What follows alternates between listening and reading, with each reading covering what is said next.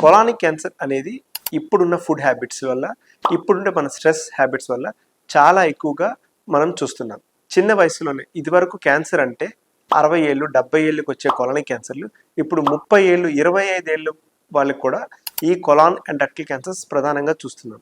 దీని గురించి తెలుసుకునే ముందు ప్రధానంగా వీటి కారణాలు ఏంటంటే high fat diet and high sugar content diet and sedentary life style, అంటే దీర్ఘకాలికంగా ఎక్కువసేపు కూర్చొని ఫిజికల్ యాక్టివిటీ లేకుండా ఉండడం, plus cigarette smoking and consumption of red meat, అంటే రెడ్ మీట్ మనం అంటాం కదా, సో వాటి ఎక్కువగా తీసుకోవడం వల్ల ఈ కొలానిక్ క్యాన్సర్స్ అనేది చాలా ఎక్కువగా అయిపోయాయి. అండ్ నెక్స్ట్ ఇంకొకటి మోస్ట్ ఇంపార్టెంట్ ఏంటంటే హెరిడిటరీ కాజ్, అంటే వంశపార్యపరంగా కూడా కొలానిక్ క్యాన్సర్ వచ్చే అవకాశం చాలా ఎక్కువగా ఉంటుంది. అంటే ఎవరికైతే వారి ఇంట్లో ఎవరికైతే పెదనాన్న, చిన్నాన్న, తాతయ్య, ఫాదర్కి కొలానిక్ క్యాన్సర్ ఉంటే నెక్స్ట్ జనరేషన్ ఎవరికైనా ఆడవాళ్ళకైనా మగవాళ్ళకైనా కొలానిక్ క్యాన్సర్ వచ్చే అవకాశం చాలా ఎక్కువగా ఉంటుంది. సో ఎవరికైతే ఇంట్లో పెద్దవారికి కొలానిక్ క్యాన్సర్ వస్తుందో ఖచ్చితంగా డాక్టర్ని సంప్రదించాలి. వాళ్ళకి ఫ్యూచర్లో కొలానిక్ క్యాన్సర్ వచ్చే రిస్క్ కూడా ఎక్కువగా ఉంటుంది.